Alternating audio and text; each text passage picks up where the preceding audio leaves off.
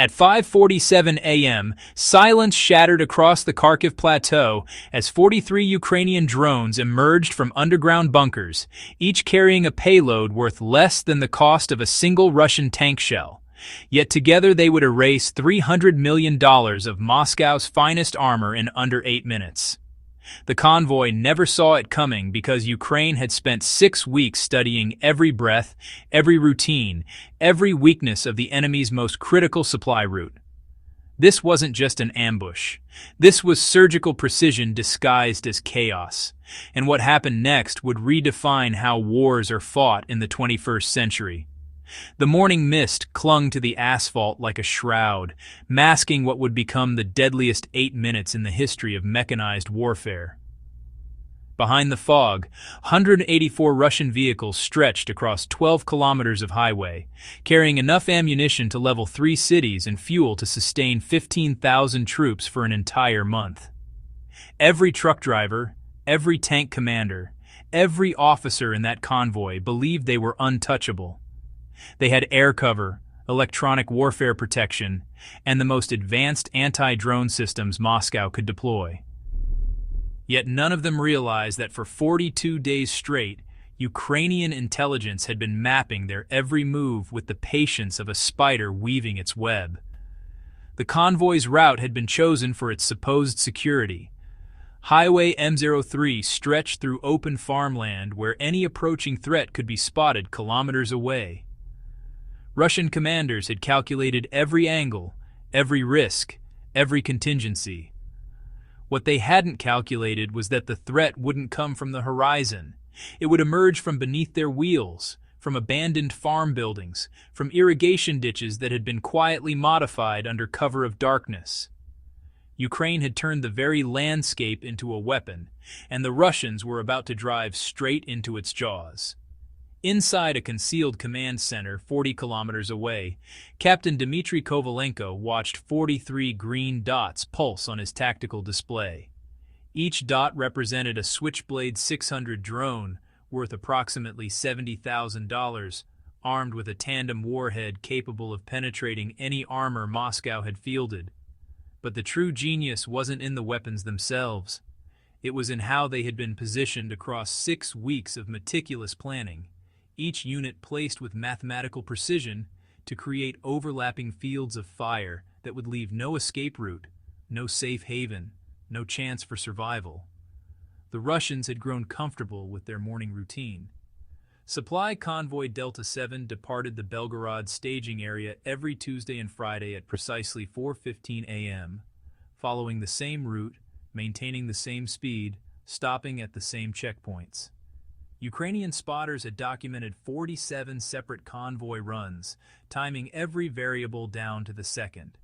They knew that the lead vehicles would reach the killing zone at exactly 5:52 a.m. They knew the convoy commander would radio his status report at 5:54, and they knew that by 6 a.m. the entire formation would be trapped in the most perfectly orchestrated ambush of the modern era. What makes this strike different from every drone attack before, it isn't the technology, it's the psychology. Ukraine had learned something that military academies don't teach, and textbooks don't mention. Victory doesn't belong to the army with the most advanced weapons or the largest budget. Victory belongs to the force that understands human nature, that exploits routine, that turns predictability into a fatal weakness. For 6 weeks, Russian drivers had taken the same route at the same time without incident. Comfort bred carelessness. Routine bred vulnerability, and vulnerability bred death. At 5:48 a.m., the first phase began. Not with explosions or sirens, but with silence. Electronic warfare units positioned along the highway corridor activated jamming systems designed not to blind Russian communications entirely, but to degrade them just enough. Clarity became static. Certainty became doubt. Orders became whispers lost in digital noise. The convoy's defensive systems remained operational, but their coordination faltered. In modern warfare, a formation that cannot communicate effectively is already half defeated before the first shot is fired. The psychological preparation had been as crucial as the tactical planning. Ukrainian drone operators had spent weeks studying not just the convoy's route, but the personal habits of its key personnel. They knew that Colonel Alexei Petrov, the convoy commander, always rode in the third vehicle from the front.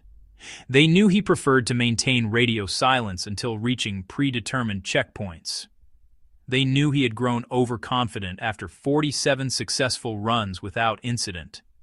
Confidence, Ukraine had learned, was just another word for blindness waiting to be exploited. But the masterstroke wasn't in what Ukraine planned to attack. It was in what they planned to ignore. Intelligence indicated that the convoy carried 14 decoy vehicles loaded with concrete blocks and scrap metal, designed to draw fire away from the real targets. Lesser tacticians might have wasted precious ammunition on these false prizes. Instead, Ukrainian analysts had spent 2 weeks identifying the genuine threats through thermal signatures, axle weight distribution, and escort patterns. When the moment came, every drone would strike only verified targets, maximizing damage while minimizing waste. The terrain itself had been weaponized with an artistry that would have impressed ancient siege masters. What appeared to be random farm ditches were actually carefully calculated kill zones. Seemingly innocent hay bales concealed sensor arrays that had been tracking convoy movements for weeks. Even the morning fog wasn't entirely natural. Weather modification techniques, subtle but effective, had increased humidity in the target area by 23%, reducing visibility just enough to mask the final approach phase. As 5:50 a.m. approached, every element of the plan aligned with clockwork precision. The convoy maintained its predictable speed of 45 kilometers per hour. Electronic jamming degraded Russian communications to exactly the calculated threshold. Morning mist provided optimal concealment density, and 43 Ukrainian drones sat in perfect ambush positions, their operators' fingers hovering over activation switches, waiting for the single encrypted signal that would transform Highway M03 from a supply route into a graveyard. The Russians still believed they controlled the morning. They still trusted their procedures, their technology, their overwhelming firepower advantage. In 2 minutes and 17 seconds, that confidence would evaporate in a storm of steel and fire that would teach the world a new lesson about modern warfare. Because sometimes the greatest weapon isn't the one that hits hardest. Sometimes it's the one that strikes where the enemy never thought to look. At 5:52 a.m. and 14 seconds, Colonel Alexei Petrov lifted his radio handset, unaware that his voice would be the last transmission from Convoy Delta 7. Static crackled through the morning air as he spoke the routine phrase that had been intercepted, analyzed, and catalogued by Ukrainian intelligence for 6 weeks straight. Checkpoint Bravo in sight. All units maintain formation. What he didn't know was that those words triggered an automated sequence 40 kilometers away, where Captain Kovalenko's finger moved to a single red button marked Execute. The first drone broke cover at 5:52:31, emerging from beneath a camouflaged irrigation tunnel like a mechanical wasp awakening from winter sleep. Its electric motor whispered through the morning mist, invisible to thermal sensors, silent enough to be mistaken for wind through grain stalks. The Switchblade 600 climbed to 200 meters, its onboard AI painting the convoy in digital crosshairs while calculating wind speed, humidity, and the precise angle needed to penetrate the lead vehicle's roof armor. Behind it, 42 additional units rose from concealment points scattered across 8 square kilometers of farmland. From abandoned silos, from beneath highway overpasses, from inside hollow tree stumps that had been hollowed out months earlier by farmers who were never really farmers. Each drone followed a predetermined flight path burned into its memory banks, but their AI systems were programmed for one deadly flexibility. If a primary target was destroyed, they would instantly retarget to secondary objectives. If communications were jammed, they would continue their mission autonomously. If shot down, their neighbors would compensate. This wasn't just a swarm, it was a distributed intelligence that could think, adapt, and kill without human intervention. Colonel Petrov noticed the first anomaly at 5:53:07. Not an explosion, not an alarm, just a faint electronic whine that seemed to come from everywhere and nowhere. His radio operator, Sergeant Volkov, frowned at his equipment display. "Sir, I'm reading multiple small contacts on peripheral radar. Could be birds, could be atmospheric interference." The colonel's training told him to investigate. His experience told him to maintain schedule. Routine 1. Continue forward, he ordered, sealing his convoy's fate with 4 simple words. The beauty of Ukraine's strategy lay not in its complexity, but in its elegant simplicity. While Russian engineers had spent billions designing systems to counter massive aerial threats, they had overlooked the swarm principle. A single large missile could be intercepted. 43 small drones, each approaching from different vectors at different altitudes, created a mathematical impossibility. The Convoy's Pantsir S-1 systems could engage 6 targets simultaneously. The portable air defense teams could handle perhaps 8 more. That left 29 autonomous weapons free to complete their mission without interference. At 5:53:45, the trap sprung with surgical precision. The lead drone struck the command vehicle's communications array, severing the convoy's nervous system in a shower of sparks and twisted metal. Colonel Petrov's last coherent transmission dissolved into static as his radio equipment disintegrated.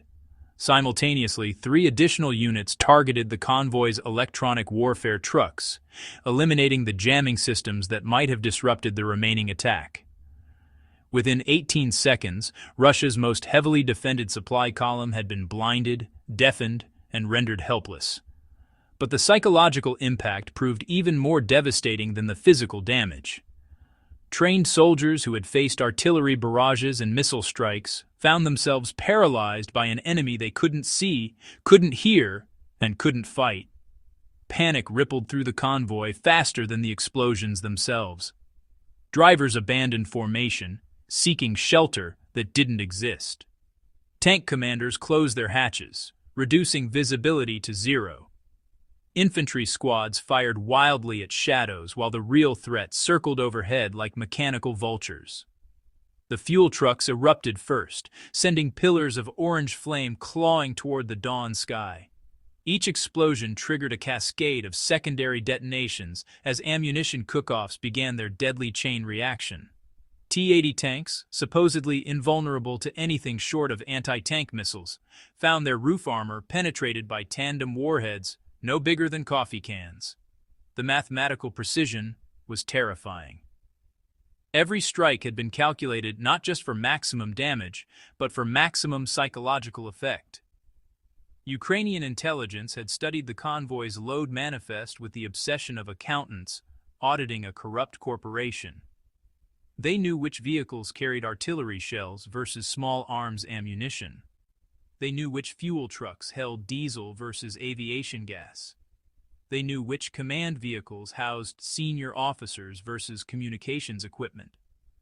Every target selection had been optimized to create the largest possible fireball, the loudest possible explosion, the most devastating possible spectacle. The massacre lasted exactly 7 minutes and 42 seconds. When the smoke cleared and the last echoes faded across the Kharkiv plateau, $300 million of Russian military hardware lay scattered across 12 kilometers of highway like the remnants of a child's broken toy collection. Of the 184 vehicles that had entered the killing zone, 23 remained operational. Of the 847 personnel who had begun the journey, 312 survived to radio for extraction. The rest had learned the hardest lesson in modern warfare. Technology without wisdom is just expensive metal waiting to be recycled. Yet the true genius of the operation wasn't revealed until hours later, when Ukrainian forces released footage of the strike. Every explosion, every burning vehicle, every moment of chaos had been recorded by hidden cameras positioned weeks in advance. The psychological warfare value of the documentation would prove more damaging than the physical destruction itself, because sometimes the most powerful weapon isn't the one that kills soldiers. Sometimes it's the one that breaks their will to fight. As rescue helicopters circled the smoldering wreckage, Russian commanders faced a terrifying new reality. Their most secure supply routes were no longer secure. Their most sophisticated defenses were no longer adequate. Their most experienced units were no longer invincible. The age of predictable warfare had ended on Highway M03, replaced by something far more dangerous. An enemy that could wait, watch, learn, and strike with patience, sharpened into a blade that cut through confidence itself. By dawn, smoke still drifted across Highway M03 like a funeral shroud marking the grave of conventional military thinking. What happened that morning wasn't just the destruction of a convoy. It was the death of an entire philosophy of war. For decades, military planners had built their strategies around predictable patterns: bigger weapons, thicker armor, faster jets. Ukraine proved that the future belongs not to the loudest army, but to the smartest one. The mathematics were brutal. 43 drones worth $3 million had eliminated $300 million of enemy assets in under 8 minutes. But the real victory wasn't measured in rubles or wreckage. It was measured in the fundamental shift of power from muscle to mind, from routine to adaptation, from confidence to fear. Because when an enemy can no longer trust their procedures, their technology, or their assumptions, they've already lost the war that matters most. The one fought between their ears. The lesson echoes far beyond Ukraine's borders. In boardrooms and command centers around the world, strategists are asking the same question. If routine is vulnerability and predictability is death, what happens when every habit becomes a weakness waiting to be exploited? Tell me below. In a world where patience defeats power and intelligence trumps firepower, who really holds the advantage? The answer might determine the next chapter of human conflict itself.